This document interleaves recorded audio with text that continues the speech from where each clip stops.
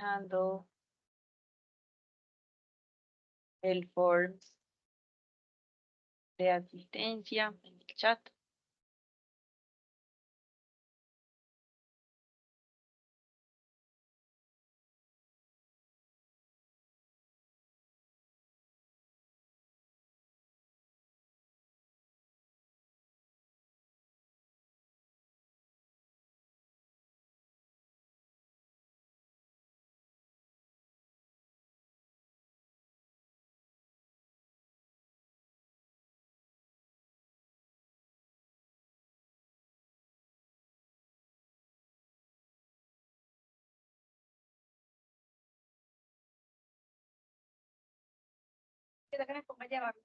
Buenas noches, profe. Hola, Jason, buenas noches.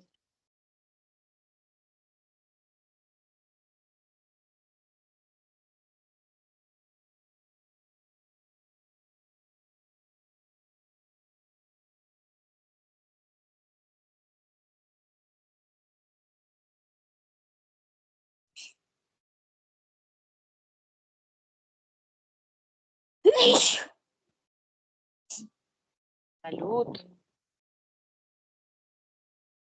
Ay, qué pena, gracias. Tranquila.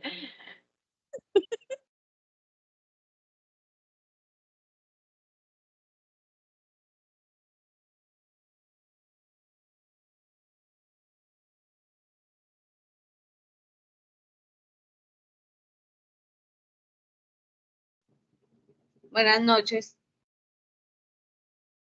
Hola, buenas noches.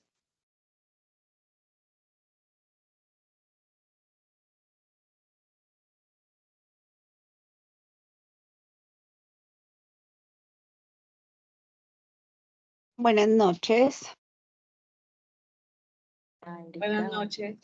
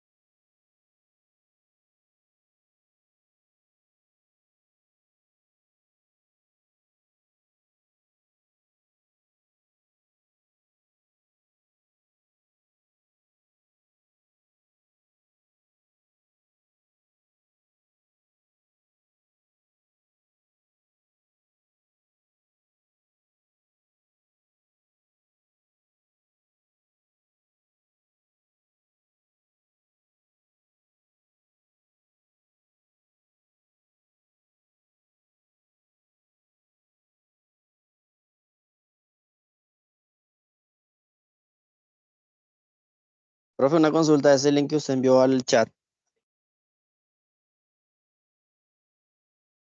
Es el de asistencia.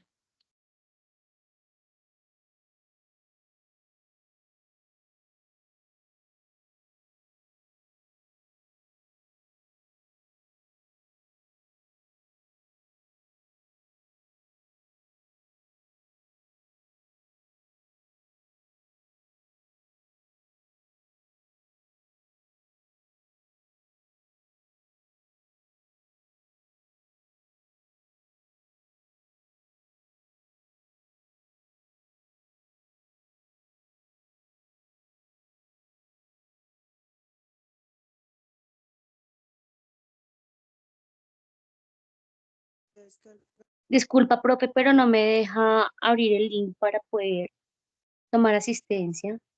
¿Qué te sale? No me deja ingresar automáticamente, se cierra. Espérame a ver.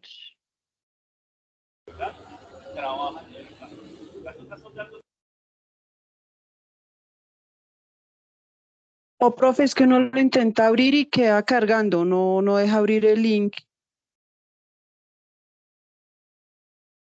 Espérenme a ver, lo copio por este otro lado. Ahí está molestando todo. Tuve problemas con la clase anterior. No me carga la asistencia. Inténtenlo de nuevo, si no, lo intentamos más tarde a ver. Ya lo envío otra vez. Listo, profe, Pues, ya. Sí. profe, yo estoy ingresando por los de las clases anteriores y por ahí sí deja. Solo toca buscar el historial del chat. Ok, ok. Entonces, porfis, hagan lo mismo.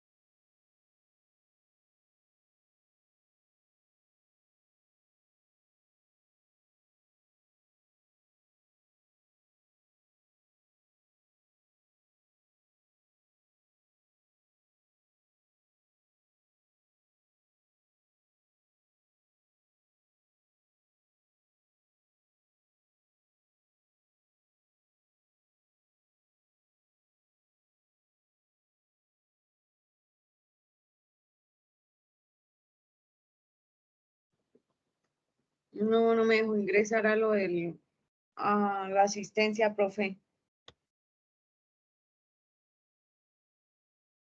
Busca en el chat, de pronto el link de ayer. Ahí sube hasta que encuentres el link de ayer. Igual ahí lo puedes registrar.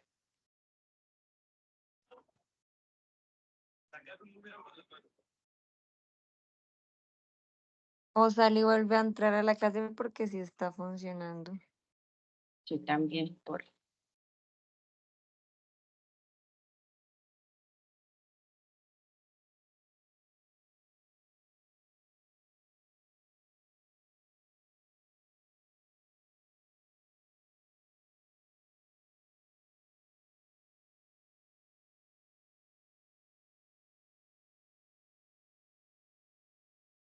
Profe, buenas noches. Profe, ¿puedo ir alistando la presentación? Sí, sí, pues tengo que llamar aquí lista rápidamente, pero claro que sí. Eso nos ahorraría tiempo.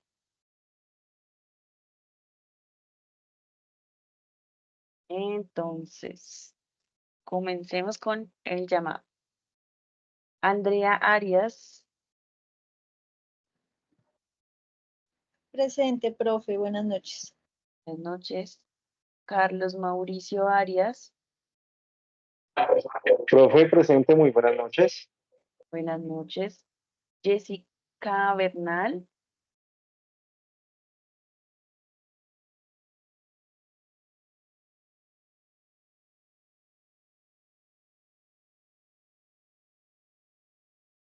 Andrés Caicedo,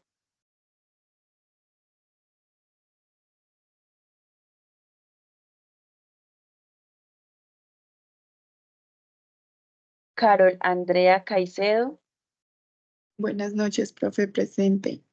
buenas noches. Juliet Camacho, Joana Castillo, Presente, buenas noches. noches. Angie Paola Córdoba, Presente, buenas noches. noches. Diana Cortés, Lady Cortés, Presente, Na- profe, buenas noches. listo, buenas noches. María Espécimen. Fernanda Duque, listo, Buenas noches, presente. listo. Osiris Fandiño, Joana Figueredo, María Fernanda Forero, Buenas noches, profe, presente. buenas noches. Angie García,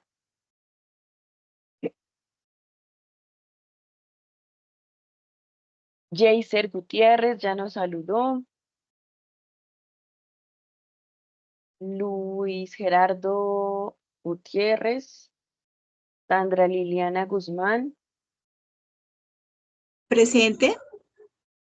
listo. Luna Guzmán, Presente. listo. Mayerly Hernández, Andrea Carolina Maldonado, Buenas noches, presente. Jenny Mancera, Presente, Caterina profe. Marrugo, listo, Jenny. Carolina Mendoza,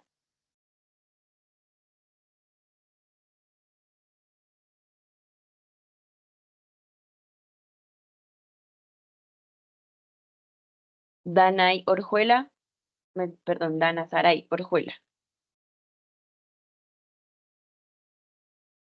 Derly Ortega, Didier Pachón,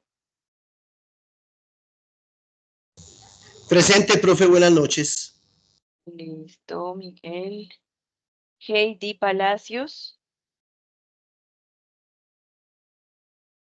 Presente. Ismenia Palacios, Presente, profe. José Enrique Panche, Buenas noches, presente. buenas noches. Yesid Pastrana, Buenas noches para todos. buenas noches. Clara Inés Perdomo, Diana Melisa Puertas, Presente, buenas noches. Angie Quimbayo, Sandra Kitian, Presente. hola Sandra. Diana Ramírez,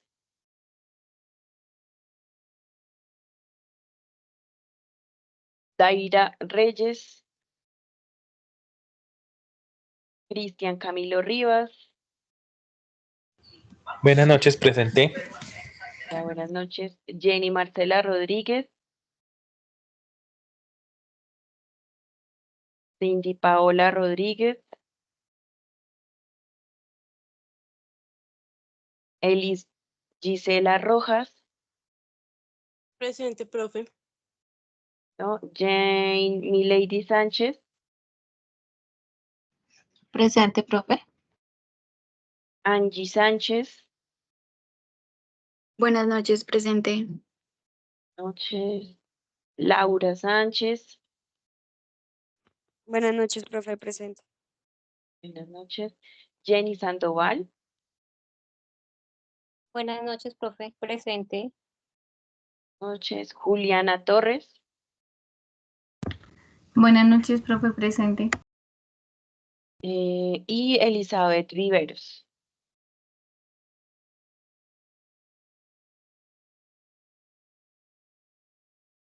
Bueno, entonces, Hoy vamos a hablar, yo pensé que ya tenían su presentación ahí. Entonces, un grupo que de pronto se quedó sin asignar una parte de las víctimas dentro del conflicto armado nos va a comentar sobre la atención terapéutica en ese primer encuentro de la víctima en el servicio de urgencias por parte de salud Profe, qué mental. pena. Señora, Profe, es que a mí no me llamó a lista. Todas las noches sí, pero hoy no. Diana Rodríguez. Sí, señora.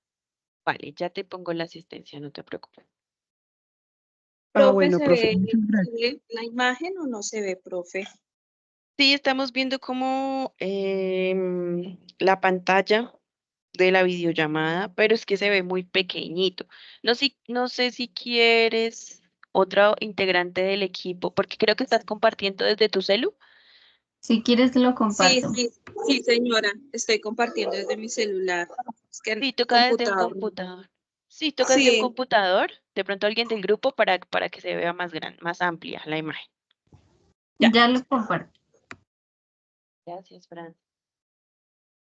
Listo, entonces les contaba, mientras de pronto ellos proyectan, hoy vamos a ver esta parte, es el paso número 9, es la resolución. Vamos a ver los pasos que faltan, eh, que son 15 pasos, pero los otros son pasos más corticos. Digamos que este es uno de los más largos porque esta atención en salud mental es muy, muy importante. Tiene varios conceptos que se tienen que aplicar. Y después de eso vamos a ver cómo se detecta estos signos eh, o síntomas de violencia sexual en los menores de edad, en los niños, niñas y adolescentes. Y se van a ustedes a contestar el último cuestionario, muy juiciosos. Ya mañana hacemos como la retroalimentación perdón, el lunes. Hacemos la retroalimentación de la ruta. em, y la presentación de los proyectos. Entonces, comencemos. muy buenas noches para todos. Con mi grupo Buenas noches. nos tocó el paso 9, el cual se refiere a asegure una intervención terapéutica inicial especializada en salud mental para la víctima durante la primera consulta. En mi grupo se encuentra Jimena Cortés, Laura Sánchez, Sandra Rincón, Melisa Puertas, Juliana Torres y quien les habla, Franci López. Compañerita, ¿me puedes regalar la siguiente? Como ya les dije, el paso 9 asegure una intervención terapéutica inicial especializada en salud mental para la víctima durante la primera consulta. Esto se refiere, también el contenido de esta temática está en el primero, acciones no especializadas en salud mental. El segundo tema que se manejará son primeros auxilios psicológicos. El tercero, acciones especializadas. Y el cuarto, derivación a intervención.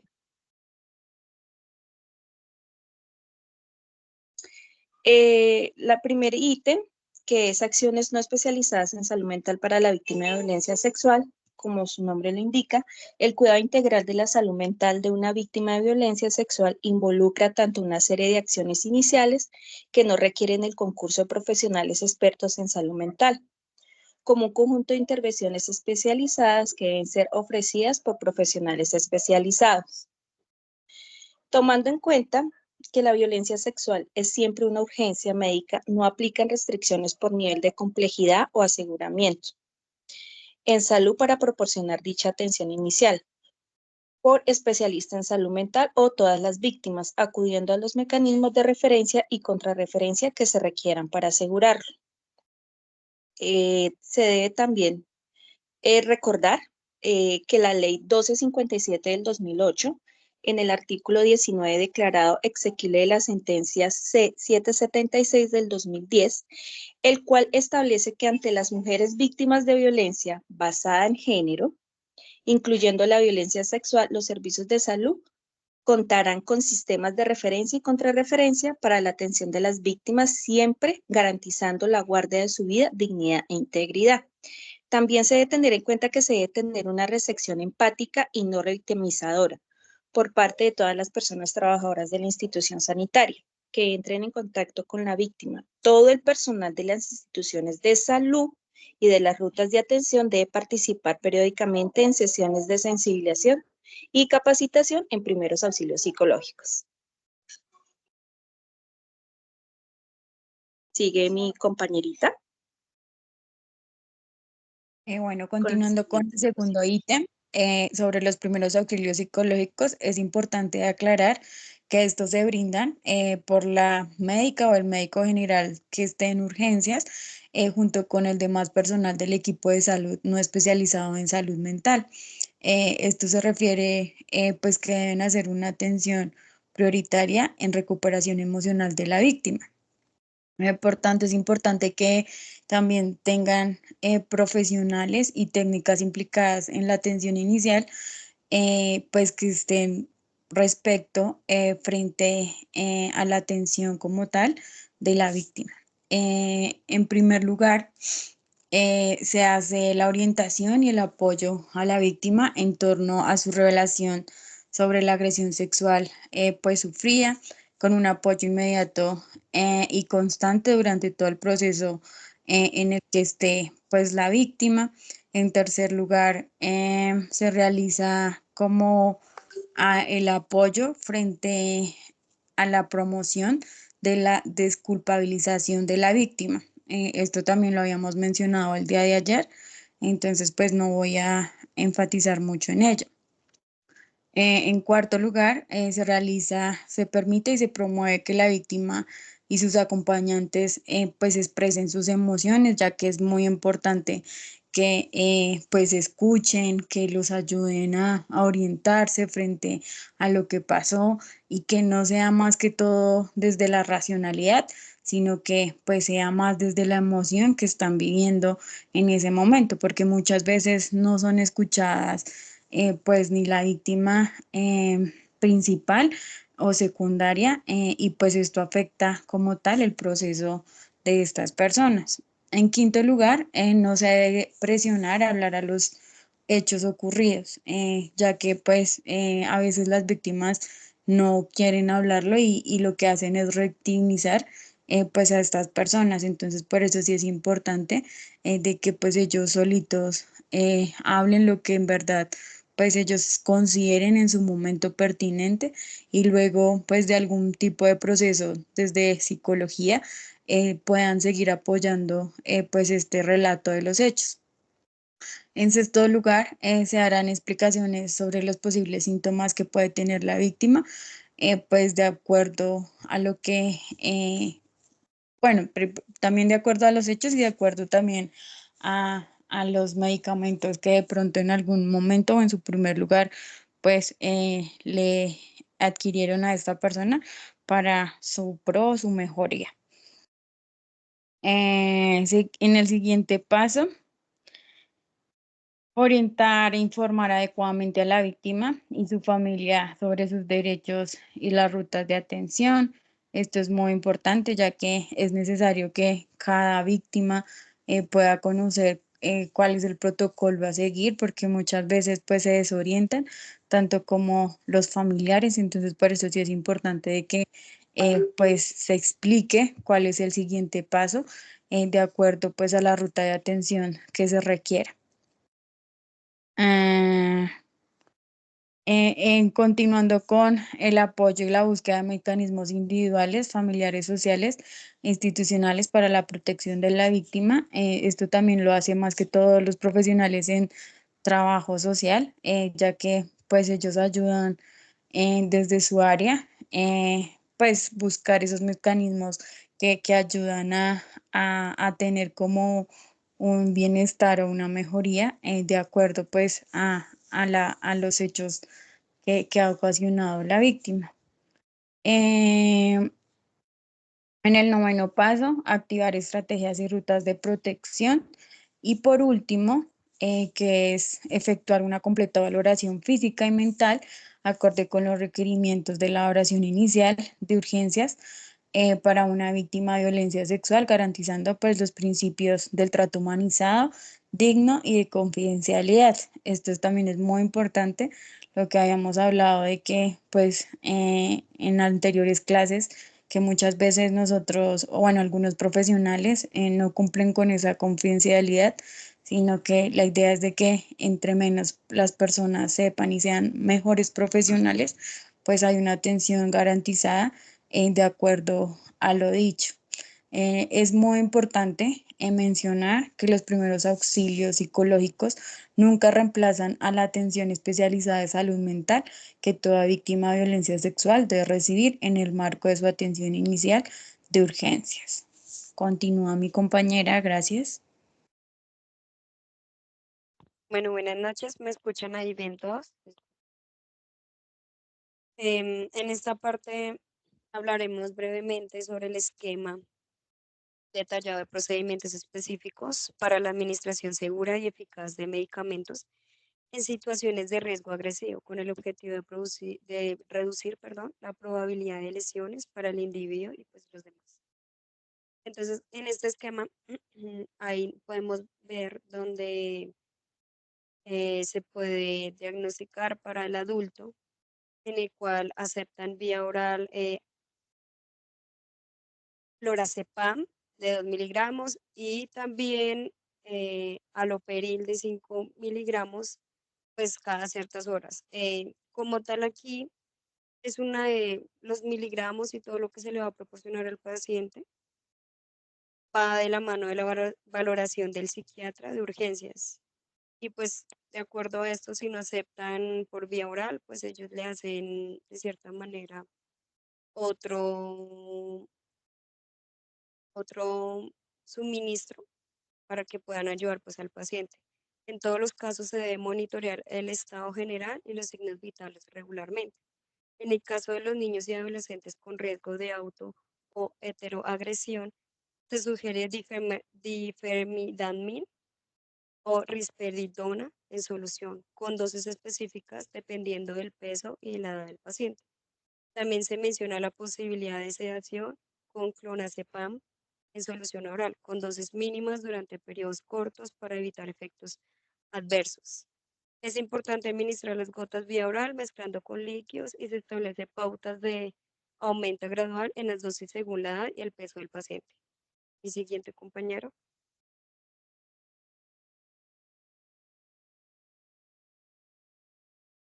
El tercer paso son las acciones especializadas, donde empezamos por el 3.1, que es la intervención en crisis propiamente dicha. Esta intervención debe ser realizada por un médico psiquiatra o un psicólogo clínico que tengan entrenamiento en psicoterapia de violencia sexual. La siguiente, por favor.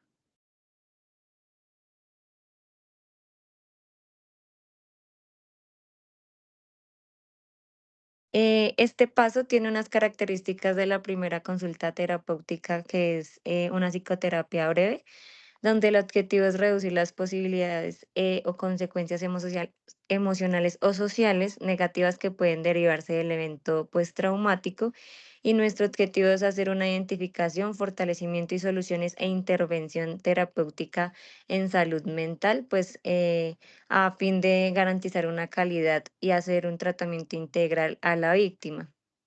Este tiene un momento en el que se debe realizar, entonces debe ser en un contexto tranquilo y privado, debe tener una duración de 60 a 180 minutos de acuerdo a las necesidades de la víctima. La periodicidad depende de la psicoterapia que se realice. Cuando se realiza psicoterapia breve, debe ser de 1 a 10 sesiones, y hay otro tipo de psicoterapia que es por multisesiones. Inicia una a la semana y se deben ir espaciando una al mes hasta ir reduciendo. El tipo de paciente: toda persona víctima de violencia sexual perteneciente a cualquier grupo etario o cualquier grupo de edad. El formato psicoterapeuta breve está centrado en solución de problemas, que puede ser individual o con personas, y este puede ser acompañado en caso de personas menores de edad por una persona adulta protectora, pues si es aceptado durante la terapia o si se considera que esto es terapéutico. En ningún caso la víctima debe estar acompañada o debe recibir terapias en el mismo contexto terapéutico que el agresor. La siguiente, por favor.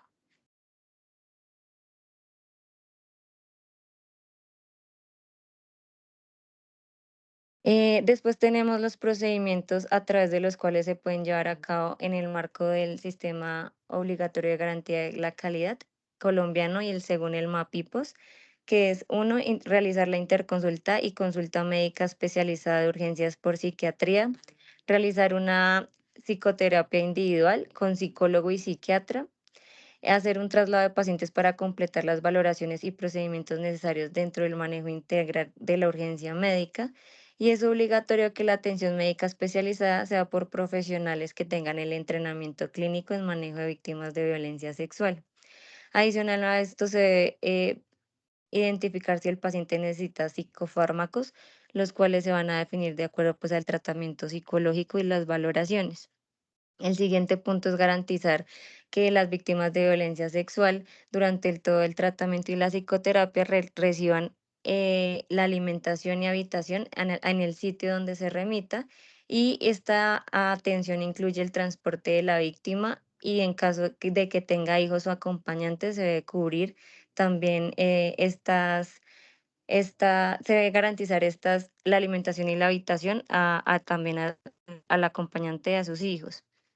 Se establecen unas estrategias que uno es solucionar el problema de las personas, enfocarse en el presente y no en el futuro, y en el futuro y no en el pasado, enfocarse en los recursos y lo que se puede intervenir para solucionarlo, partir de características particulares del caso, tener en cuenta la etapa del ciclo de vida individual, familiar y social, y evaluar signos y síntomas y necesidades del tratamiento, prever posibles efectos positivos y negativos, y tener en cuenta el cambio que requiere la reorganización, reordenamiento y reestructuración pues, de las representaciones rígidas e inhibitorias que impiden el afrontamiento efectivo de la realidad a la víctima.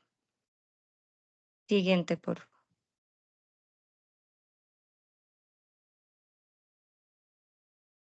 Sigue mi compañera Juliana. Sí, bueno, dentro de las fases de la entrevista encontramos como tal 8 fases. La primera se parte y se centra en el motivo de la consulta. En la segunda fase se intenta evidenciar y entender el problema. La tercera fase se facilita la descarga emocional, la expresión de los sentimientos y la normalización de los síntomas. En la cuarta fase se movilizan recursos y habilidades personales, familiares y sociales. En la quinta fase se evalúa el estado mental de la víctima. También ayudamos a recontextualizar los síntomas. ¿Me están escuchando? Sí, fuerte y Sí. claro. Ah, Sí, ok. sí, acá te estamos. Perdón. También se ayuda a la víctima a recontextualizar los síntomas como reacciones esperables ante la victimización que sufrió, pero también es importante hacer mención comunicando a la víctima que em, estas reacciones pueden ser superadas mediante acciones específicas como, por ejemplo, las terapias o la medicación. En la sexta fase se proceden a las recomendaciones y sugerencias generales. En la séptima fase se pactan unos acuerdos terapéuticos específicos, y en la octava fase se hace un resumen final con retroalimentación por parte de la víctima, que en este caso es el consultante. Bueno, en cuanto a las técnicas terapéuticas, en este artículo nos dan como unos ítems. En la primera, dice que las primeras técnicas nos ayudan a facilitar que la víctima retome la percepción de control sobre sí misma y sobre sus circunstancias. Por tal motivo, digamos que hay como ciertas cosas que se deben hacer para que nosotros ayudemos al consultante, o bueno, perdón, digo nosotros, pero me refiero a la persona que está entrevistando. Bueno, para que la víctima se sienta más cómoda y como que la entrevista sea más esporádica, espontánea. Entonces nos dice que es prudente ofrecerle un vaso de agua. También es prudente que la persona o la víctima pueda elegir dónde quiere sentarse. y también se le debe indicar que en el momento en el que ella quiera o él quiera, puede suspender la entrevista si así lo desea. También dice que se debe hacer unas preguntas abiertas, como por ejemplo, ¿quiere que hablemos o le parece que ahora no es el momento?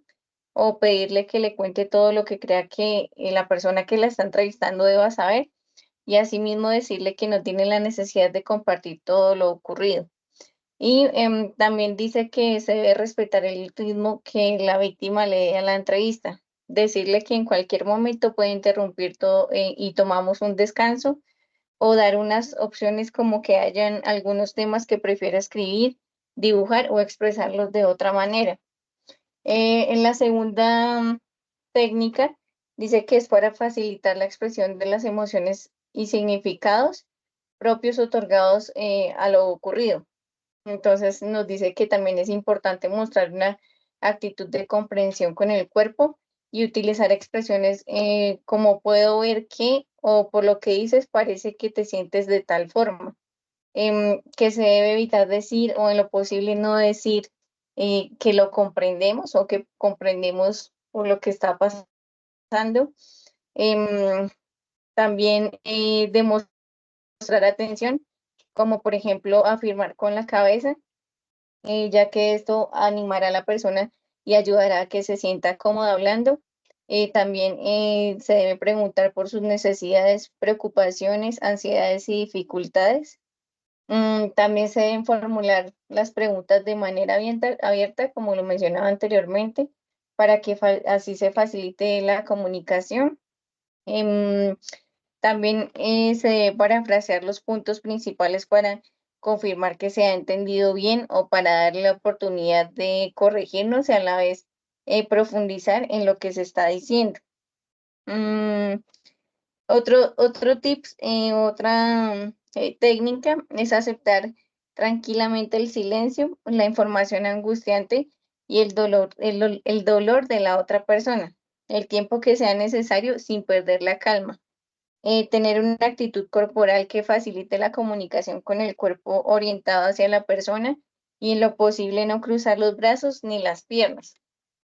También es importante tener el contacto visual como signo de aceptación y de escucha, detectar y prestar mucha atención en cómo se siente y se comparte la información.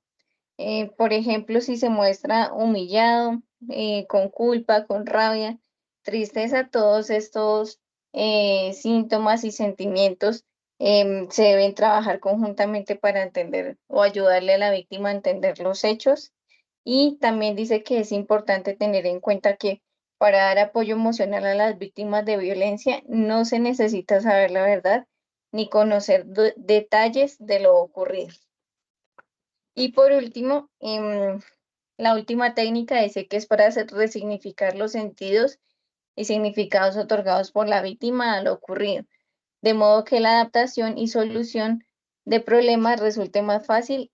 Para esto se requiere ayudar a la persona a comprender las estructuras de poder hegemónicas que pusieron en desbalance de poder a la víctima con relación al victimario, promoviendo así la victimización pues de la que fue pues redundante víctima. Segundo, se debe emplear técnicas de ubicación en un futuro en el cual ya se hayan superado los defectos o los síntomas que dejó la victimización. También se debe resignificar los signos y síntomas encontrados, es decir, dar un sentido diferente al pasado a partir de una comprensión del presente tras una interpretación distinta del pasado. De esta forma se debe reconsiderar los tratamientos psicofarmacológicos cuando sean requeridos como una parte más de las estrategias de la terapia, y se debe reconsiderar si la persona debe seguir con los medicamentos o se puede suspender.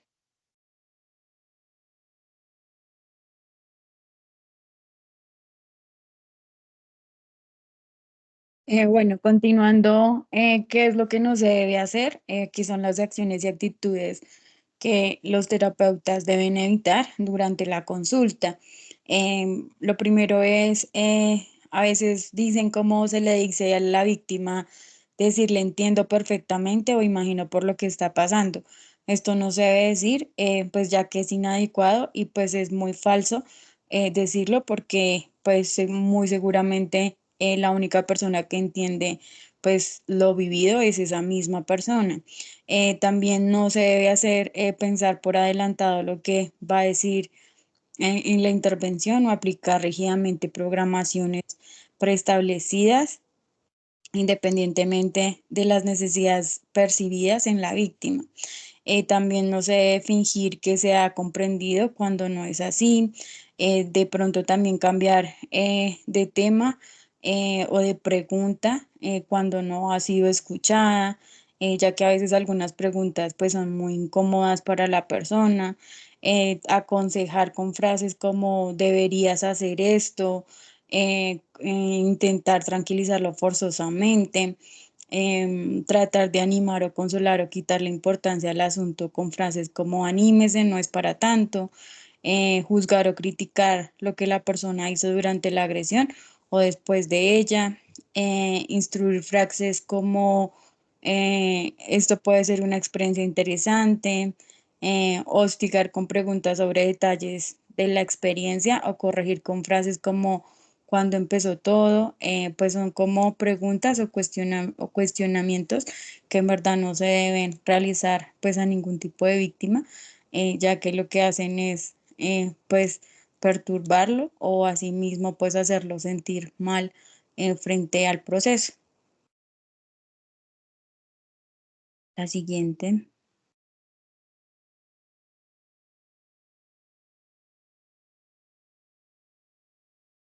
Después sigue la disposición final de la víctima. Esto es basado en las características de la víctima, su disposición y posibilidad de acudir a una psicoterapia. Esto también se basa en las características del profesional que lo atiende y del contexto de ayuda en que actúa. Al finalizar la primera sesión de psicoterapia breve, podrá disponerse en tres fases. Una, que sea la única sesión que se le realizó a la víctima y que ésta sea remitida a atención por equipo interdisciplinario, ya sea ambulatorio o hospitalario, de acuerdo a las características de la persona. Otra puede ser que sea la primera sesión de 10 sesiones de la víctima, de acuerdo con el formato de psicoterapia y que luego se pueda referir o no a atención ambulatoria o hospitalaria también por un grupo interdisciplinario. Y el último es que se detecte la necesidad de hacer algún tipo de tratamiento farmacológico específico de acuerdo a la fisiopatología o a la psicopatología que haya evidenciado el psiquiatra o el psicólogo clínico durante la consulta. La siguiente, por favor. Y por último, tenemos la derivación a intervención terapéutica.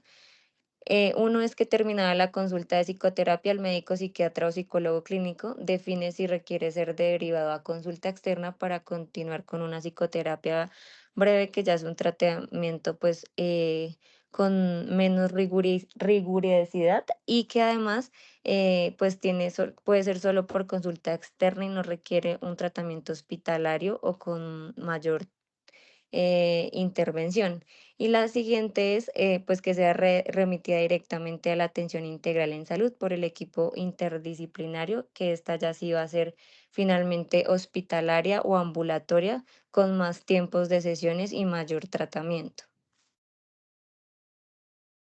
Con esta derivación terapéutica ya terminamos el paso 9.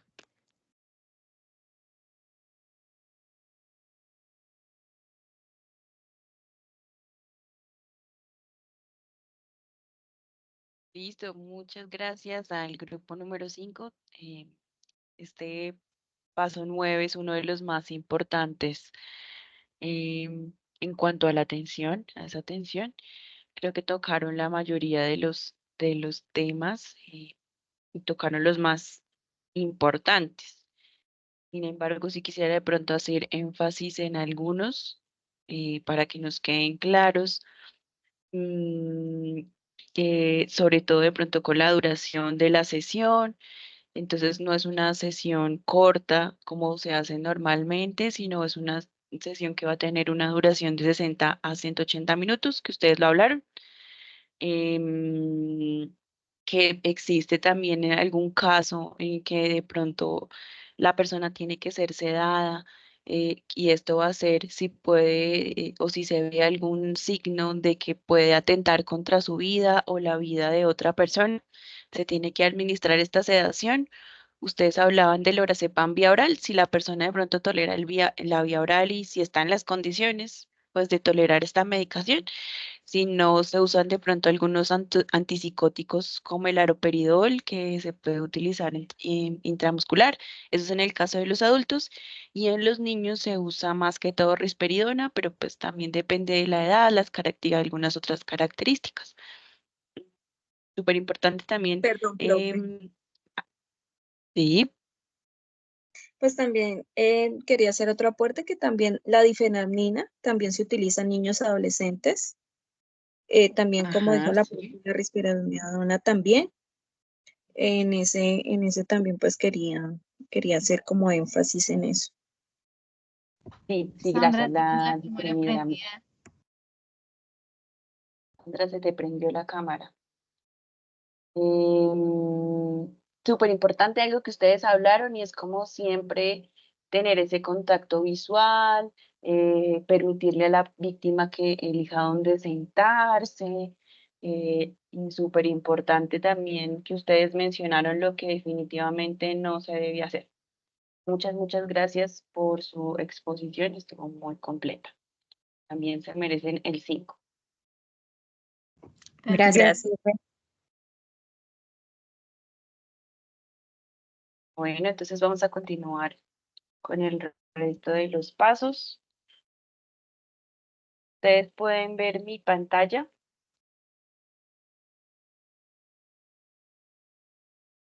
Sí, profe. Sí, señor. Listo. Entonces, también es importante que después de esta atención se tiene que planear un seguimiento clínico que se pueda requerir la víctima. Se tiene que dejar debidamente, bueno, a veces no puede ser programado porque pues la atención esta va a ser de urgencias, pero sí se tiene que dejar ordenado o entregarle a la persona las órdenes médicas, valga la redundancia, y explicarle que pues es un proceso que va a tener que continuar para lograr como un manejo óptimo, restablecer los derechos y tratar de restablecer tanto su salud física como mental. Se debe brindar esta educación también a la familia o a esa persona que está acompañando a la víctima durante todo el proceso. Se tiene previsto que cada víctima de violencia sexual se le hagan unas 5 consultas de control después de efectuada esta atención inicial de urgencias con la siguiente periodicidad. Entonces, a las 2 semanas, a las 4 semanas, a los 3 meses, a los 6 meses, a los 12 meses. Esto es con el fin de pronto si la persona presentó alguna complicación en su salud física, o de pronto revisar si requirió más exámenes, más complejos, valorar esos exámenes, mirar también cómo va la salud mental de la persona. Y el paso 11 habla sobre derivar a otros profesionales de la salud. Pueden ser, dependiendo de los casos, entonces, profesional sanitario o de ciencias sociales que esté entrenado en la atención a víctima de violencia sexual que solicitó esta interrupción voluntaria del embarazo para que haga todo el acompañamiento. Un profesional sanitario debidamente entrenado para efectuar consejería pre y post-test de VIH, porque ya sabemos lo que implica de pronto el resultado. Profesionales especializados en salud mental, como ustedes lo contemplaban en el paso 9, que sean psiquiatras o psicólogos,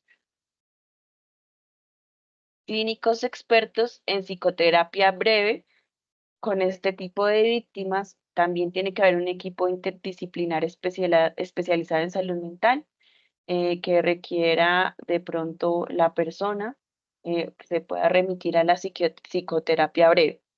Otros médicos y médicas especialistas que requieren para la atención integral, de pronto si hubo alguna lesión, si de pronto la violencia fue tan grave que la víctima sufrió de pronto algún golpe, un trauma craneoencefálico, el daño en alguna estructura del cuerpo, entonces puede necesitar urología, ginecología, algún tipo de cirugía, entonces hay que remitir y la víctima está en todo el derecho de recibir esa atención especializada.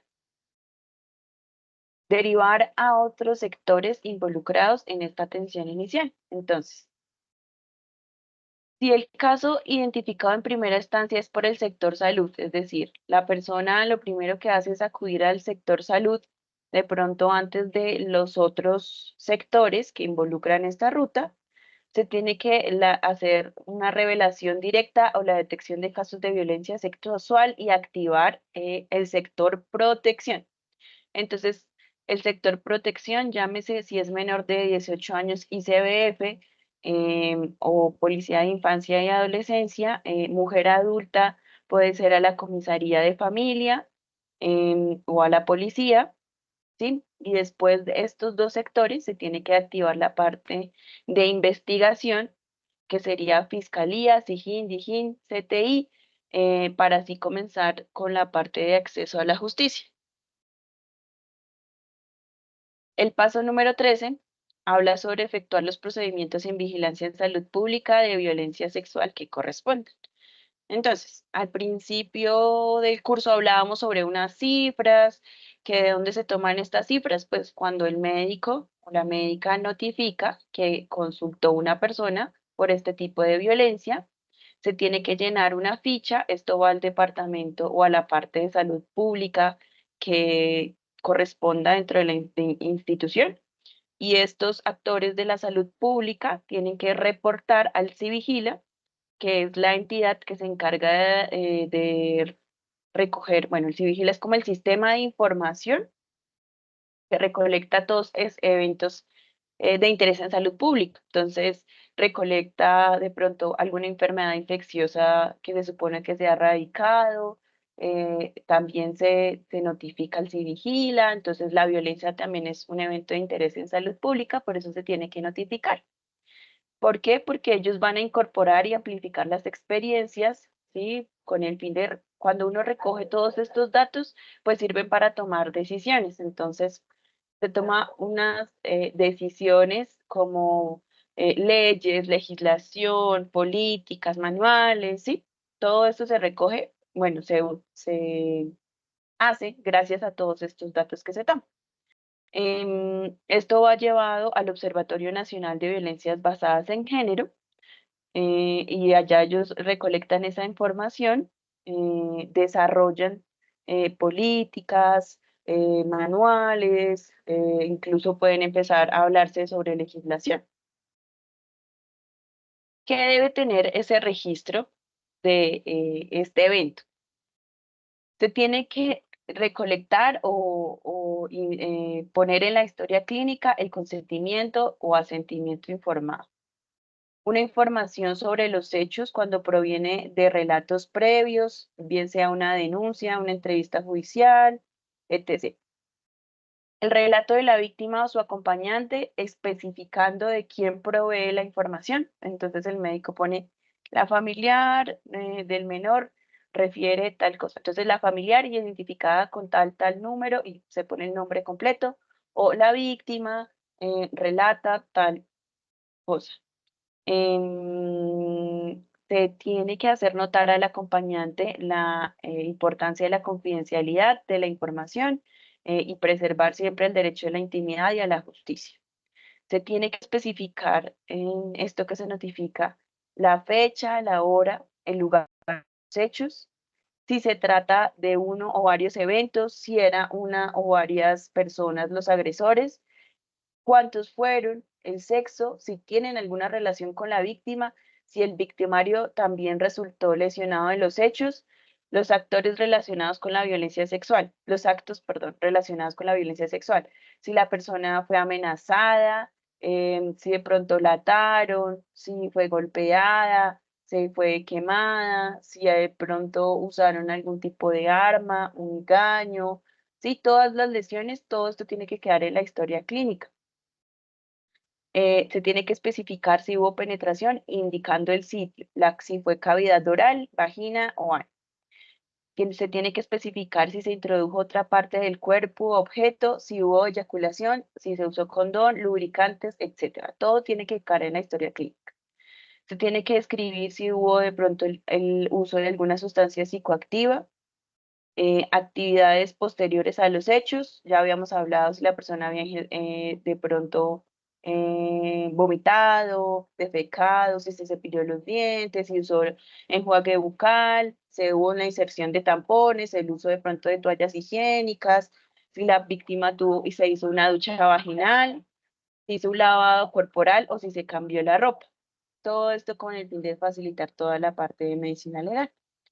Si hubo síntoma o molestia relacionada con los hechos, si la persona refiere que hubo un sangrado, un flujo, si hubo dolor al orinar o estreñimiento, si tuvo de pronto antes o después relaciones sexuales deseadas y consensuadas en una semana anterior, y si es necesario, pues la obtención de muestras, como ya vimos en todo lo de medicina legal, describir qué prendas utilizaba la persona en el momento de los hechos y especificar si de pronto se recolectó la ropa interior para enviarse a medicina legal, especificar en la historia clínica qué prendas se recolectaron, tener en cuenta, recalcando otra vez lo de la anamnesis, que no se debe generar una revictimización ni emitir un juicio de valor con respecto a la vestimenta, ¿sí? Entonces eso es lo que muchas veces uno escucha, no, pero pues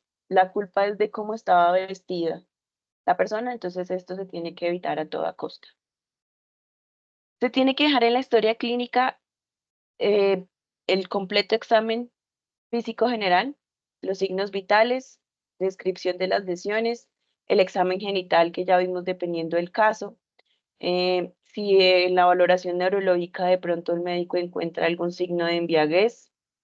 En niños, niñas y adolescentes menores de 18 años en quien no se pueda establecer una edad documental, entonces mirar cuál fue el último diente que erupcionó, caracteres sexuales, secundarios y pruebas necesarias para establecer de pronto la edad de la víctima.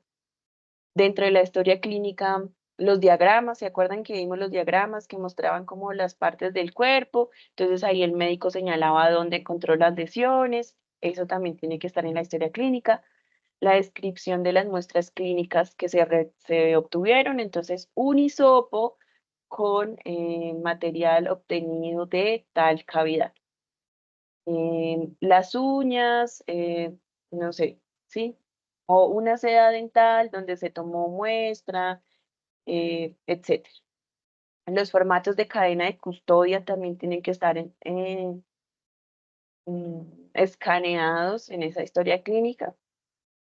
La notificación judicial, bien sea telefónica o presencial, entonces el médico dice a las tales horas, por medio de referencia y contrarreferencia, se estableció comunicación con el agente tal, con identificación tal, quien recibió la denuncia y llegó a la institución, ¿sí? Se tiene que poner, como les contaba, el tipo de autoridad a la que se le solicitó esta valoración, el número de identificación, la institución, si fue policía, fiscalía, etcétera, el teléfono de contacto de esta persona, la dirección, la fecha y la hora, y el número único de noticia criminal, que pues este se pone, bueno, es dado por la policía cuando la persona pone la denuncia. Los RIP son como unos códigos específicos que van muy de la mano con unos códigos con los cuales se establecen diagnóstico médico, entonces el CIE-10.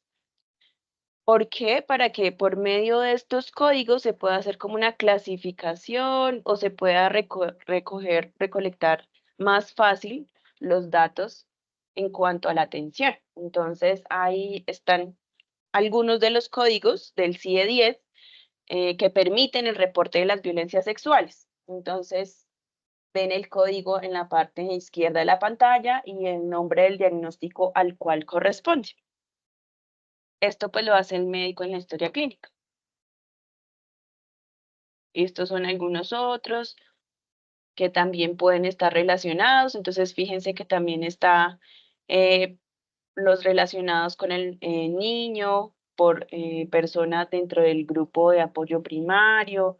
Está también niños, pues víctimas de personas ajenas al grupo de apoyo. Está también por parte cuando el victimario es un esposo o pareja, si es padre o madre, si es conocido o amigo. Entonces, esto es súper importante para hacer esa recolección de los datos.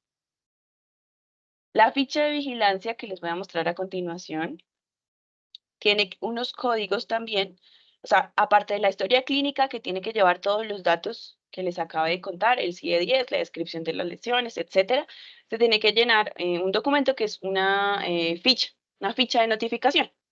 Entonces, se tiene que llenar marcando violencia de género, violencia intrafamiliar, dependiendo de cuál sea el tipo. Entonces, esta es la ficha. Esta tiene que estar en todas las instituciones. Si no está en la institución, esa la encuentra uno fácilmente en el internet. Hay una ficha para cada evento de interés en salud pública. En este caso, para violencia sexual, está clasificada dentro de las violencias de género y este es el código, INS 875. En la primera parte están como todos los datos de identificación del paciente, se tiene que poner la modalidad de la violencia, ¿sí? Entonces aquí vemos violencia física, psicológica, violencia sexual en el conflicto armado, acto sexual violento, trata de personas para la explotación sexual comercial de niños y niñas, acoso o violación. Están los datos de la víctima, si de pronto pertenece a alguna de estas poblaciones, ¿sí? Y en cuanto a la actividad. Y aquí abajo pues se encuentran algunos datos relacionados con el agresor, si es conocido, si no es conocido, etc. Entonces esta ficha nos sirve para notificar al Instituto Nacional de Salud y para que el Civigila pues empiece a recolectar datos y se tomen decisiones. El paso número 14 habla sobre los seguimientos rutinarios que requiere una víctima atendida por el sector salud. Entonces, súper importante que la víctima siga recibiendo esa atención, la continuidad del manejo. Importante delegar un profesional de medicina general que haga el seguimiento ambulatorio de todos los casos de violencia sexual que se atiendan en la institución. Entonces, todas las EPS, IPS deben contar con que uno de sus médicos que trabaje allí sea un experto, que maneje muy bien estos casos para que con él se haga el seguimiento. Y el último paso habla sobre el adecuado cierre del caso. Nos habla que el médico o médica general que se encuentre a cargo de la atención inicial de urgencias o del seguimiento ambulatorio en caso de violencia sexual es el responsable de efectuar este cierre de caso. Un adecuado cierre de caso permite contar con una evaluación sintética sobre la caracterización del mismo, el manejo que se dio y los pronósticos que se obtuvieron. Este médico tiene que brindar una educación a la víctima en cuanto a los derechos sobre promoción de la salud sexual y reproductiva, prevención de futuras victimizaciones sexuales con base pues, a las condiciones de vulnerabilidad detectadas, verificar que han sido comprendidos por la víctima y sus acompañantes todas las indicaciones, es decir, si la persona entendió, por ejemplo, cuándo debe tomarse los medicamentos pronto para VIH que se dieron, cuándo debe consultar, eh, con quién debe hacer el seguimiento, ¿sí? Que la persona, tanto la víctima como los acompañantes, entendido. Y el asesoramiento sobre derechos sexuales y reproductivos, incluyendo la prevención de embarazos. Listo, esto era todo lo de la resolución. Ahí estaban los 15 pasitos. No sé si hasta el momento tengan alguna duda para continuar así con el otro tema.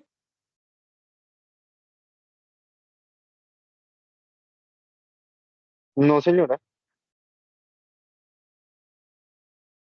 Listo. Entonces vamos a continuar con la parte de detección de signos y síntomas de niños que de pronto puedan ser víctimas de violencia sexual. Entonces, deme un segundo.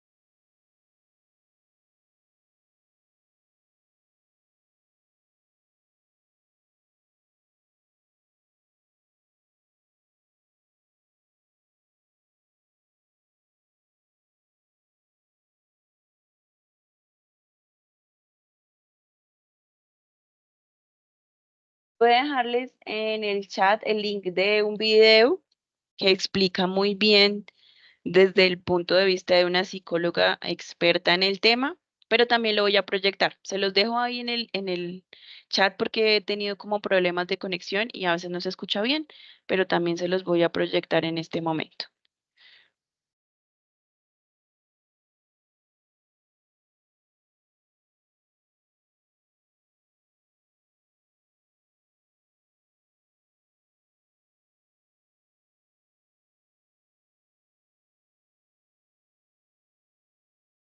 Colombia está de luto. En un centro infantil.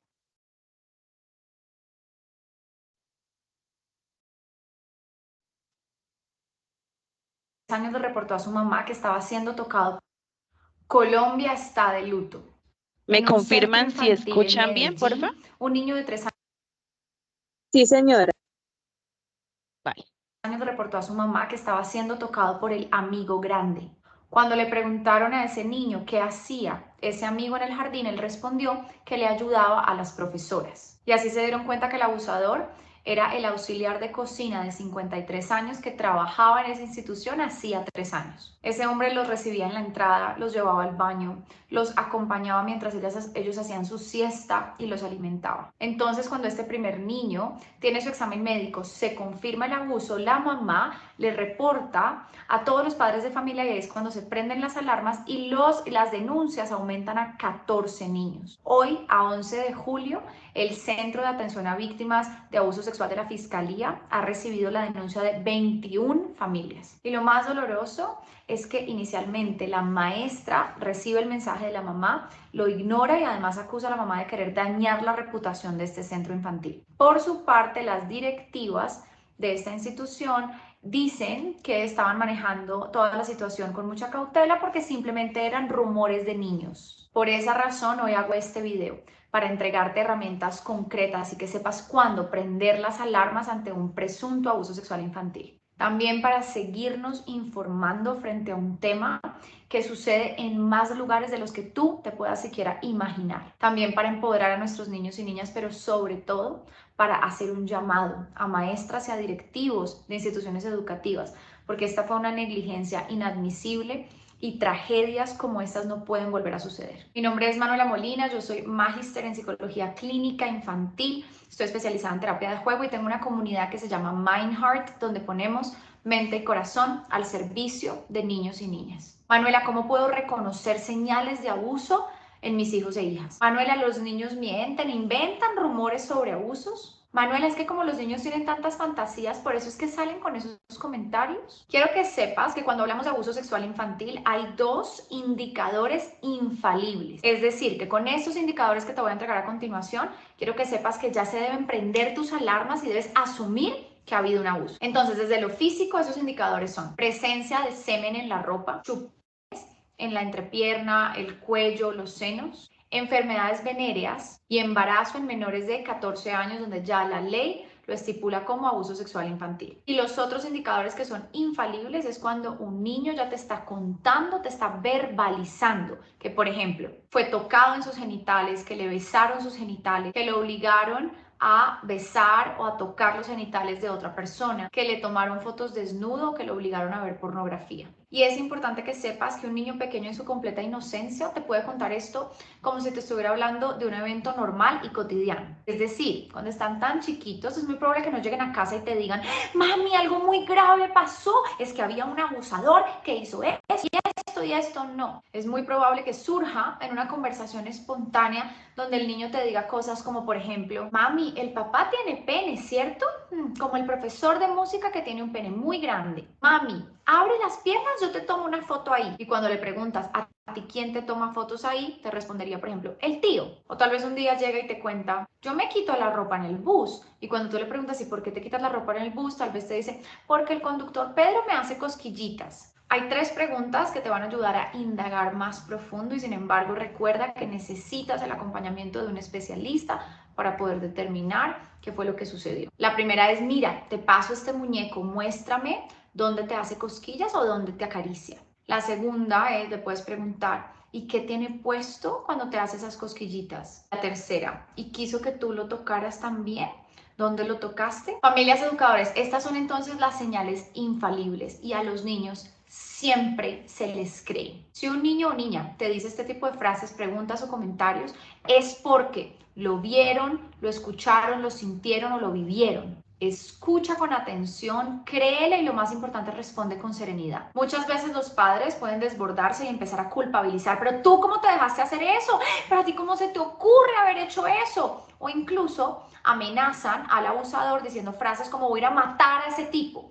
Y esto solamente genera más culpa y más angustia en el niño, porque usualmente ese abusador es una persona cercana que el niño conoce y a quien el niño ama. Tampoco y bajo ninguna circunstancia minimices o invalides lo que estás escuchando. Ay, eso debe ser que tú te lo imaginaste. Y es que como tú eres de mentiroso. Mi amor, ¿cómo vas a decir eso? Si tu tío te ama mucho. Eso yo creo que tú te lo imaginaste, mi amor, pero eso no pasó. Como los niños son tan imaginativos, eso debe ser una historia que se inventó, que se imaginó, eso no debió haber pasado. Hubo un caso de una psicóloga educativa en un jardín infantil que le respondió a una familia que luego acudió a mí: no, tranquilos, miren, es que eso, los niños a los 4 años tienen muchas fantasías sexuales, ellos están como en esta etapa de exploración.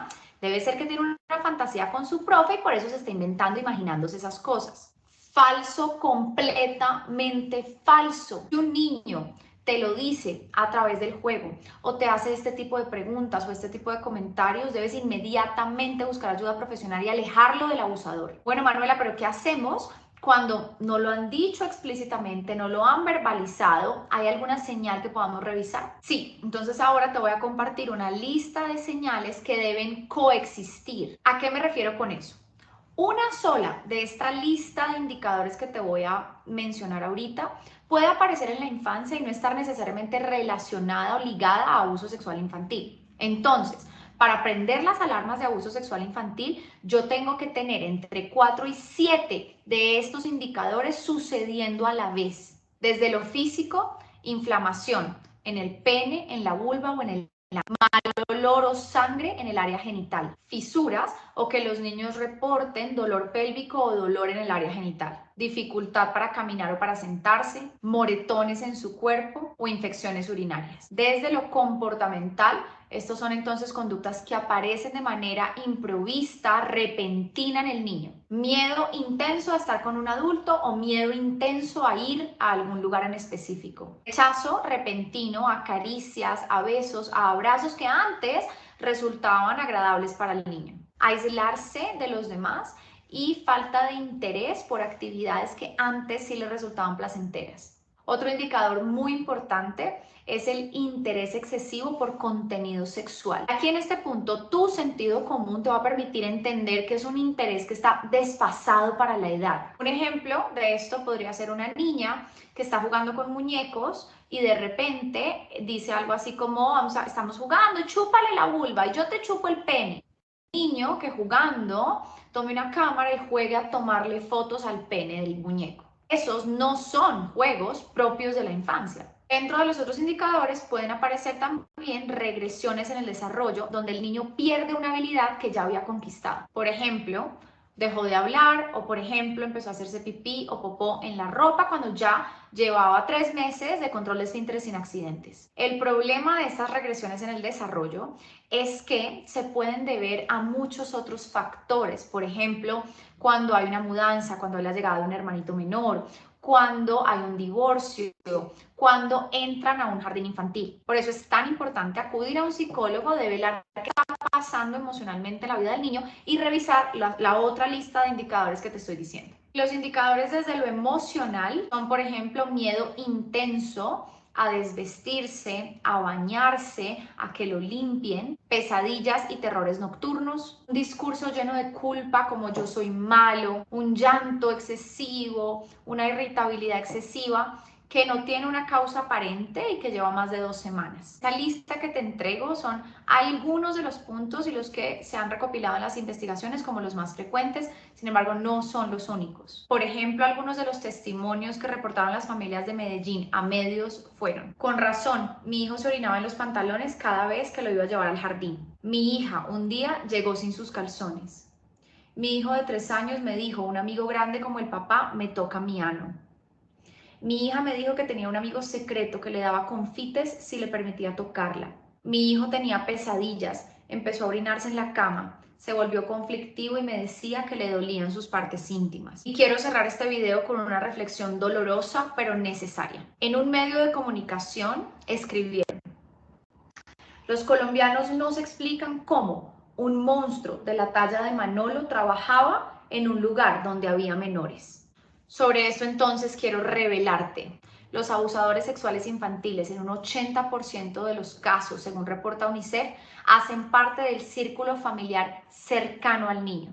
Padres, abuelos, tíos, primos, vecinos, amigos de la familia. O también son personas que han estudiado profesiones en infancia o que trabajan en lugares donde hay niños y niñas. Son adultos, en su gran mayoría hombres, que son encantadores, amorosos, muy serviciales y con mucha afinidad con los niños. Entonces, primero se ganan la confianza y el amor de los niños, la confianza y el amor de la familia, para luego entonces venir a chantajear, amenazar, manipular a los niños. Quiero que sepas entonces que suelen ser personas que tienen todo el amor y la confianza de los niños y que los familiares o las personas del equipo de trabajo nunca sospecharían. Ahora, por eso, si eres una psicóloga educativa, si eres la directora de un colegio, de un jardín infantil o de un centro de estimulación, que tu confianza, que el amor que le tienes a tu equipo, que tu falta de actualización frente a este tema o que el miedo a las consecuencias no nuble tu juicio. No, es que eso que está diciendo Pedro tiene que ser mentira porque yo lo conozco y él es amoroso, él es una gran persona. Eso tiene que ser un rumor. No, imposible, porque él es del equipo hace tantos años y aquí todas las profesoras estamos pendientes. Eso no pudo haber pasado. Eso es imposible. Mira que los niños lo adoran, a los niños les encanta estar con él, lo quieren. No, eso tiene que ser que se lo están inventando. No, mejor no digamos nada, dejémoslo pasar, al niño se le va a olvidar, mejor no nos metamos en un problema, de pronto nos cierran, se arma un escándalo. No pases las señales desapercibidas. No acalles a los niños, no minimices lo que estás viendo, lo que te están diciendo, no escondas información porque de así hacerlo te estás convirtiendo en parte del abuso. Este jueves 15 de julio a las 8:30 hora Colombia y hora Ciudad de México.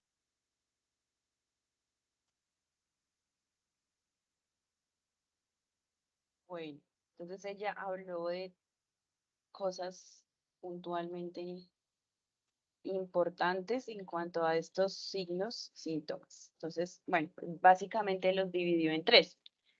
Unos eran signos como tal, cosas que podemos ver físicamente. Otros eran síntomas, entonces los síntomas son más cosas que uno refiere, que quizás no se pueden ver o medir. Y también habló sobre conductas que hacían como un retroceso en el desarrollo de los niños. Quiero que me escriban, porfa, en el chat, de pronto, cuáles son esos signos físicos, cuáles identificaron o recuerdan más como de la parte emocional o mental y cuáles ella hablaba que eran las situaciones como de retroceso en el desarrollo normal. Si también alguien quiere alzar la manito, está perfecto.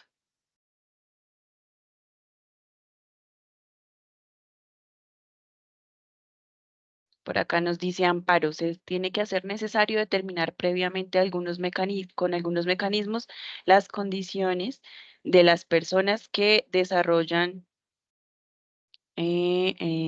bueno, supongo que es que acompañan a los niños y mirar sus competencias. Nos dice Amparo, los miedos, muy bien. ¿Qué otra cosa vieron en el video? Recuerda.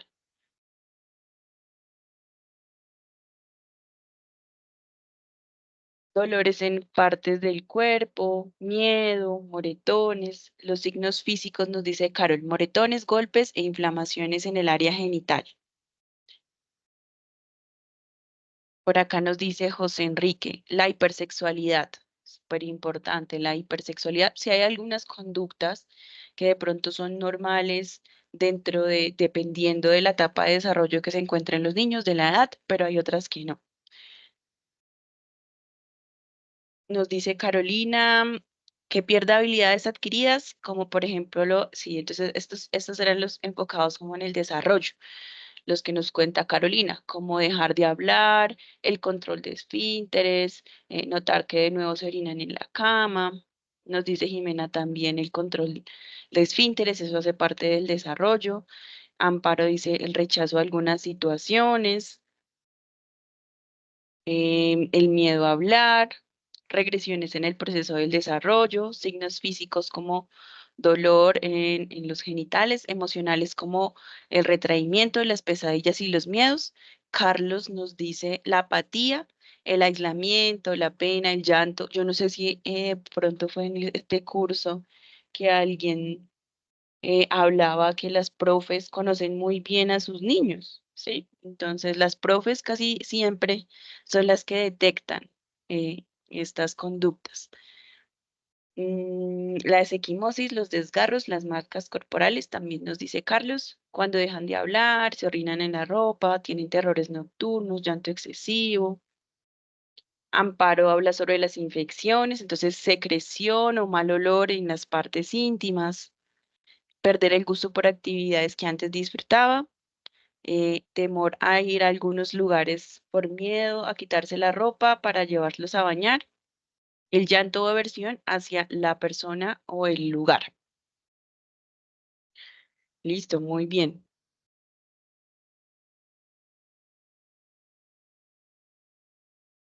Cambios repentinos en el actuar, nos dicen por acá. Por acá yo tenía un cuadrito de pronto algunas conductas que pueden ser normales dependiendo o cómo son algunos comportamientos.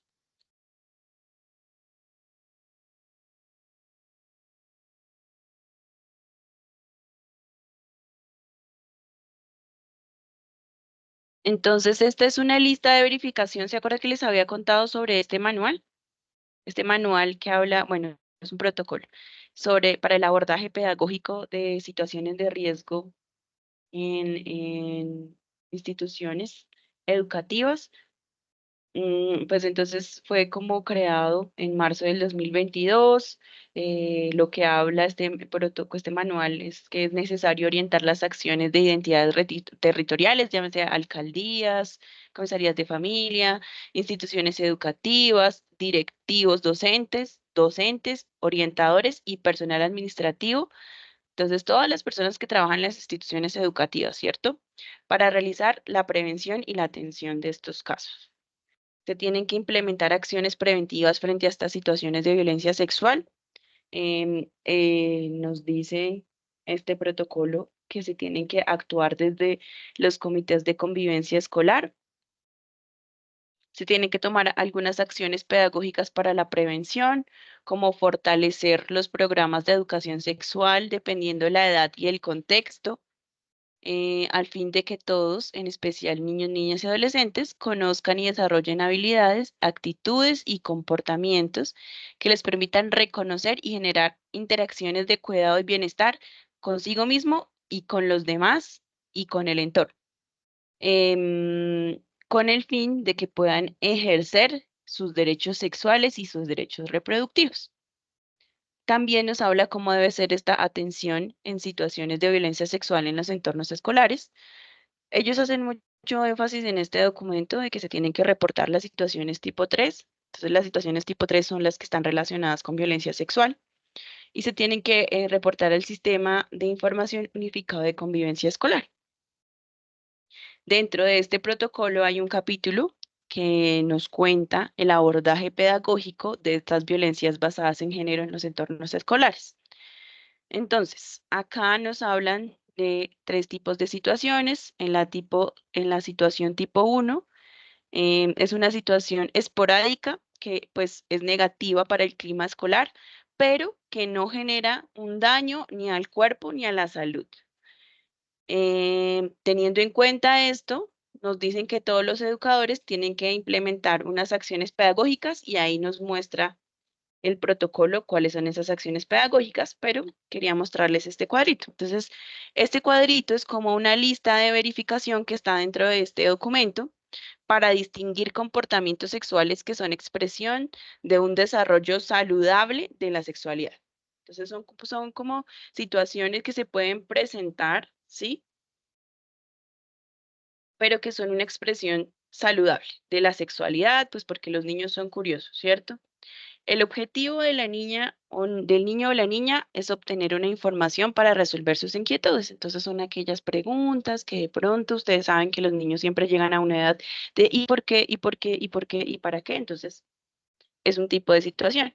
Ocurre entre niños, cuando la situación ocurre en los niños de la misma edad, estatura, nivel de desarrollo y conocimientos.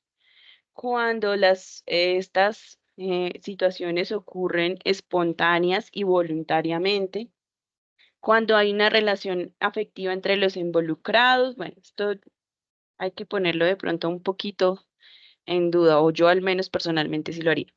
Ocurre por periodos limitados de tiempo en diferentes momentos de la vida, entonces no es una situación que sea a lo largo, que uno vea al niño que lleva mucho tiempo retraído, meses, días, ¿cierto? Sino que más bien es limitada. La curiosidad por los asuntos sexuales es similar a la que pueden manifestar por otros aspectos. Entonces, lo que ustedes hablaban, las conductas hipersexuales. Todos los niños involucrados están disfrutando del juego, es decir, ninguno de pronto se está sintiendo mal o muestra algún signo de ansiedad, de tristeza. La exploración sexual puede generar vergüenza para los niños, pero no ocasiona sentimientos, como les decía, de culpa, ansiedad, temor o enojo. La frecuencia de la ocurrencia del comportamiento va disminuyendo con el tiempo y el comportamiento deja de presentarse una vez que los adultos solicitan que se debe dejar de hacer en el contexto público o en el ámbito escolar. Frente a las situaciones tipo 2, hay que tener siempre en cuenta que si se presentó un daño al cuerpo o a la salud, recordemos que la definición de salud incluye la parte mental o acciones de intimidación escolar, se tiene que activar la ruta de atención remitiendo el niño o la niña al hospital o centro de salud o institución de salud más cercana disponible en la zona. ¿Por qué? Porque les debemos garantizar que tengan una atención inmediata en la salud física y mental y este procedimiento tiene que ser reportado al sistema de información. Se tienen que adoptar medidas pertinentes para proteger a los involucrados en las situaciones de posibles acciones en su contra y dejando constancia de ello. En las situaciones tipo 3, entonces estas situaciones puede ser que trasciendan las competencias de la institución y del sector por considerarse un posible delito sexual. Nos dice este protocolo que en caso de que algún miembro de la comunidad educativa conozca por información directa o anónima sobre presuntos casos de violencia sexual, como los que vamos a hablar a continuación, es obligación de la institución educativa activar la ruta de atención interinstitucional. Entonces, recordemos que las situaciones tipo 2 y tipo 3 no permiten una conciliación, quiere decir que no se pueden quedar solo en la institución, pero sí deben incluir acciones reparativas que deben ser reportadas nuevamente en el sistema de información. Se tiene que activar la ruta de acción integral y hacer la denuncia ante entes judiciales en caso de un presunto delito. Las situaciones tipo 3, cuyo victimario sea una persona mayor de 14 años y menor de 18, genera efectos eh, en el sistema de responsabilidad penal para adolescentes, ¿sí? Entonces, así sea un menor de edad, pero es mayor de 14 años, tiene un efecto en el sistema penal para adolescentes. Si es mayor de 18 años, ya los efectos son en el sistema penal ordinario de justicia. Las siguientes son las situaciones donde se puede asumir que esto puede ser un presunto caso de violencia sexual. Entonces, agresión física con fines sexuales, puñetazos, patadas, empujones, cachetadas, mordiscos, rasguños, pellizcos y jalones de pelo. Agresiones verbales con fines sexuales, entonces que hostiguen o degraden a las víctimas. Agresiones electrónicas con contenido sexual, miren, esto ya está contemplado, como la divulgación de fotos, videos íntimos o humillantes en Internet, comentarios insultantes o ofensivos sobre otros a través de redes sociales, enviar correos electrónicos, mensajes de texto insultantes u ofensivos de contenido sexual. Algunos otros como violación, abuso sexual, explotación sexual comercial, el sexting o cuando se presente un caso de embarazo en niña menor de 14 años, porque es claro que pues, no se debe asumir que puede dar un consentimiento. Todo esto tiene que ser manejado y organizado con privacidad, intimidad y siempre, siempre procurando la seguridad de los niños, niñas y adolescentes.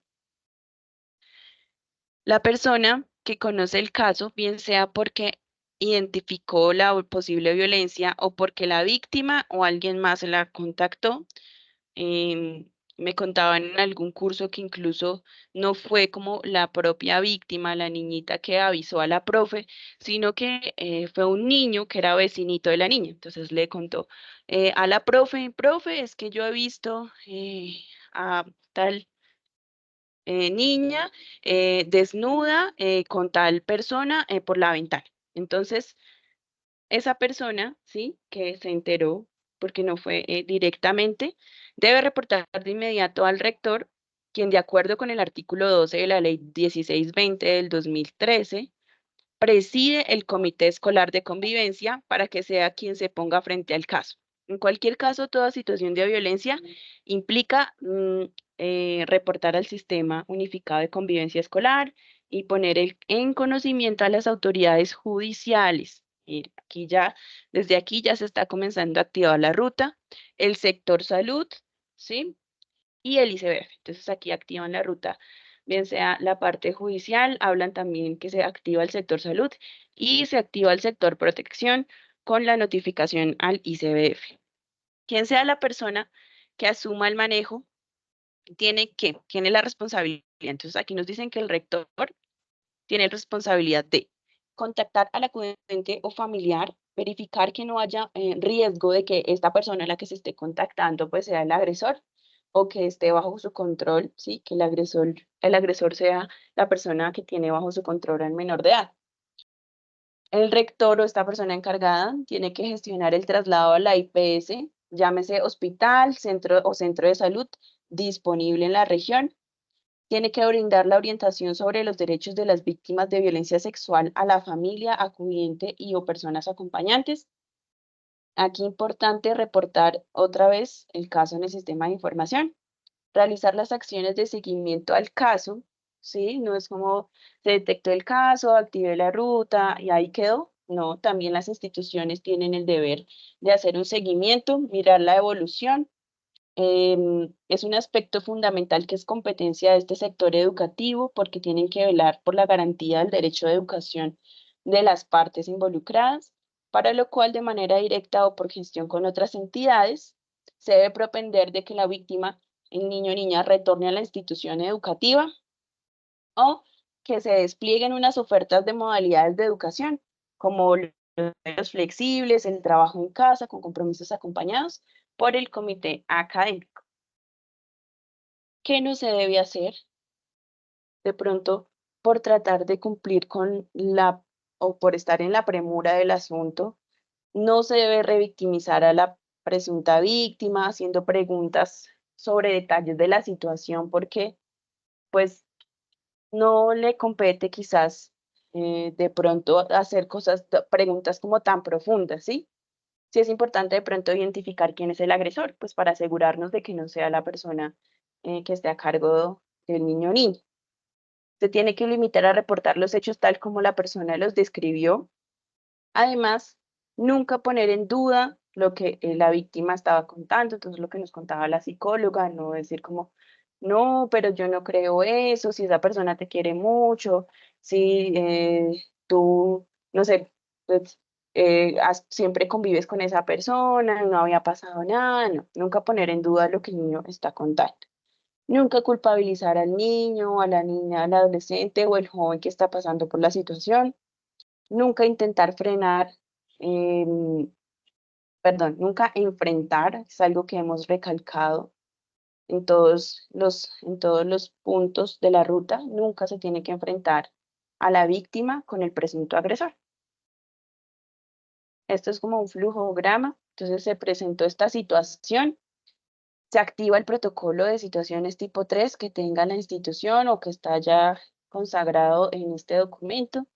Se llama a la línea 123 o cualquier contacto de salud del territorio y se acompaña hasta que el niño o la niña sea atendido en salud. Se informa a la Policía Nacional o a la Fiscalía General de la Nación y al ICBF. Se denuncia entre la Comisaría de Familia. En caso de ser necesario y si hay personas preparadas para realizar primeros auxilios psicológicos, que debe haber en la institución una persona preparada para esto, pues se hacen estos primeros auxilios psicológicos. Se guarda la confidencialidad máxima y el respeto y la dignidad de la víctima, se convoca a la familia o acudientes, se reporta al sistema de información, se adoptan e implementan acciones de promoción y prevención dentro de la institución y se realiza el seguimiento para garantizar la trayectoria educativa de la víctima. Bueno, hasta ahí la temática del día de hoy.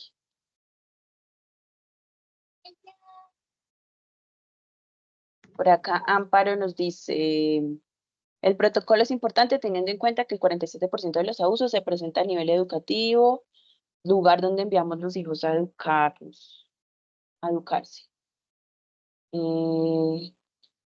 Bueno, el día lunes ya hacemos como una retroalimentación rápida de toda la ruta. Entonces, hasta aquí oficialmente fueron las temáticas de las cuales íbamos a tratar en este curso. No sé si tengan una pregunta hasta el momento. Profe, sí, discúlpame, yo tengo dos preguntitas. Bueno, son como unas dudas. Tú nos decías ahorita que cuando, los niños son mayores de 14, menores de 18 años, esto va con el sistema penal de adolescentes. Entonces, no sé, un ejemplo, un niño de 14 años empieza a tocar a un niño más pequeño, 7, 5, 4 añitos. Este sistema penal de adolescentes va enlazado con ICBF o no sé, se reporta a ICBF y también al sistema penal de adolescentes o cómo funciona allí. Y entonces ahí entran a actuar la parte de investigación. Entonces entra Fiscalía, SIJIN, ya después de que este ente haga pues lo correspondiente y se vea que si el victimario pues se compruebe que si es un agresor, sí entraría de pronto, no sé qué palabra utilizar, adelantar un proceso penal como adolescente, tal cual. Porque pues también hay un sistema penal para castigar a los mayores de 14 años y menores de 18. Ok, profe, y otra cosita. No sé, yo había escuchado, esa presunta violencia sexual se le llamaba código blanco, pero la vez pasada escuché que hablaban sobre código fucsia, entonces como no trabajo en la salud, no sé si eso fue que cambió el término, o sea, para que por favor me puedas indicar cuál es el término adecuado para esta, bueno, para esta violencia sexual. Gracias, profe. Listo, sí, digamos que les comentaba de pronto en alguna clase que es dependiendo del departamento o de la ciudad, cambia el código de colores. Entonces puede ser código blanco acá en Bogotá. Les decía que, por ejemplo, en Boyacá es código verde, en los Llanos Orientales es código lila. Entonces se le atribuye un color más como para proteger la privacidad dentro de la institución. Entonces, cuando llega una víctima a la institución, se dice, bueno, se activa código blanco para no decir como llegó una víctima de violencia sexual, no. Entonces decimos como se activa código blanco para que se despliegue todo el equipo, pero eso sí depende más como del lugar geográficamente donde ocurre. Ah, bueno, gracias, profe.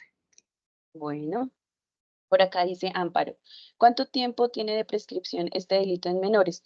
Porque ellos cuentan mucho tiempo después y ya no existen los signos ni síntomas.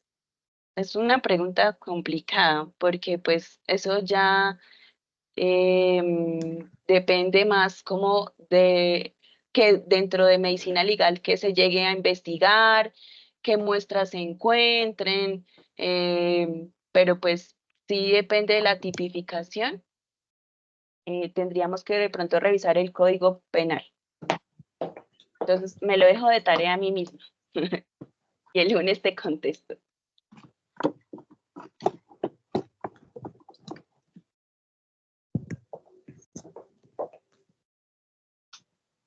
¿Por aquí alguien más tenía la manito alzada? ¿Carol? Profe, sí.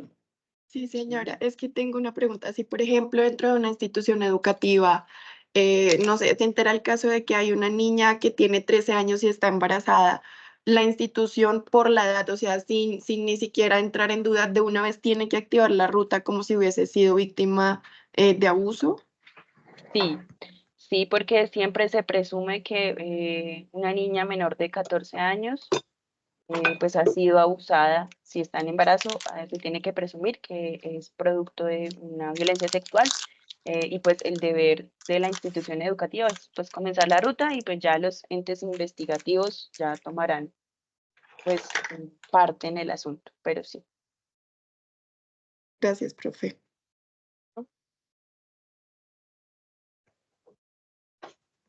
Nos dice Laura, ¿en qué lugar del Drive se sube la presentación? Ah, entonces cada uno lo sube en su carpeta. Cada uno de los participantes de cada exposición lo sube a su carpetica, con la carpeta que crearon con su nombre.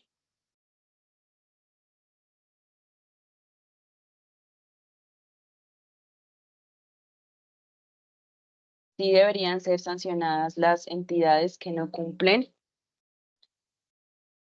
Las entidades que no cumplen con activar la ruta deberían ser sancionadas o investigadas al menos por la Superintendencia de Salud.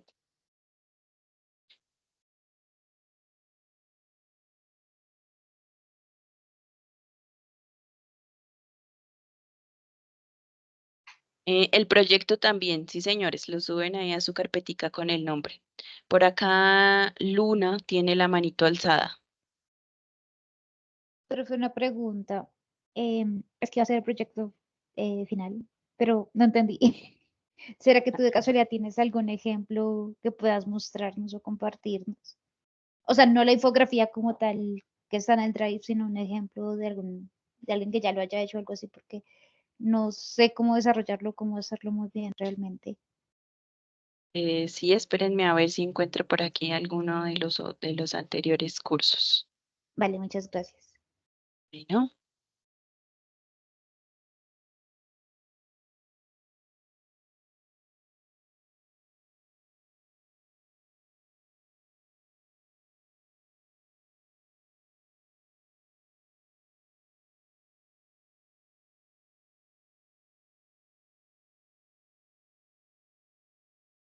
Ay, oigan, ustedes están muy silenciosos y no me acuerdan que ustedes tienen que presentar un cuestionario hoy.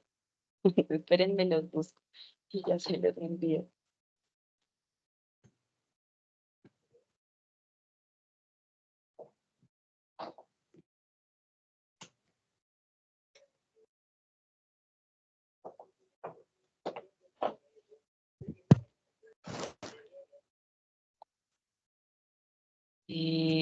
Claro, Maritza, con mucho gusto. Entonces, les acabé de dejar el link del cuestionario mientras busco de pronto un ejemplo, algún ejemplo chévere que tenga de los anteriores cursos.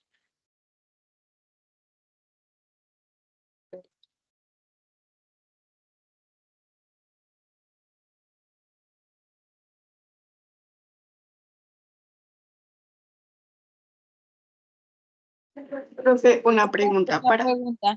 Ah, perdón. No, dale, tranquila. Gracias.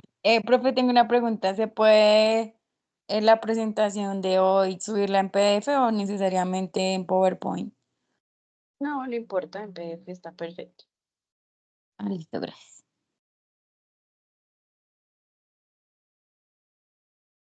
Profe, para la certificación del curso, ¿nos toca pagar algo o con, digamos, con las notas, con el subsidio nos hace llegar el certificado? No, con las notas es suficiente, aunque ellos entran a revisar las evidencias. Entonces, las notas, la nota que yo dé y la evidencia que revisen ellos en el Drive. Vale, profe, gracias.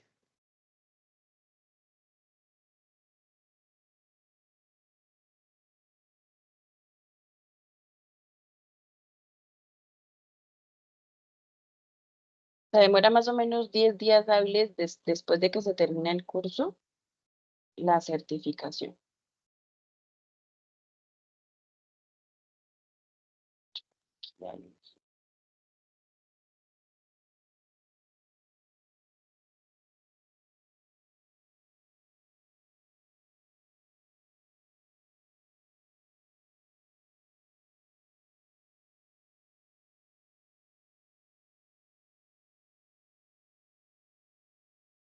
Listo, miren, este es un ejemplo de una bibliografía que, pues, aunque tiene mucho texto, está muy completa. Entonces está la resolución, aquí ella eligió como legislación la resolución 459, pero ustedes pueden elegir o enunciar aquí varias, las que vieron de pronto que protegían a las víctimas menores de edad o las mujeres. Bueno, algunos conceptos claves, entonces ella puso que era violencia sexual, que era abuso sexual, que era trata de personas, que era una persona protegida, el concepto de embarazo forzado. Ella aquí puso los pasos para la atención integral, que pues, los puso todos. Y el tercer paso que puso, el tercer punto, que eran las habilidades para esta valoración inicial, pero pues ustedes le pueden poner lo que más les haya quedado de pronto dependiendo de su profesión. Entonces, si les pareció muy chévere la parte de atención psicológica o la parte social o la parte de pronto de la valoración, pueden poner en la última parte lo que más les llamó la atención o una reflexión que les quedó del curso. Más o menos es así.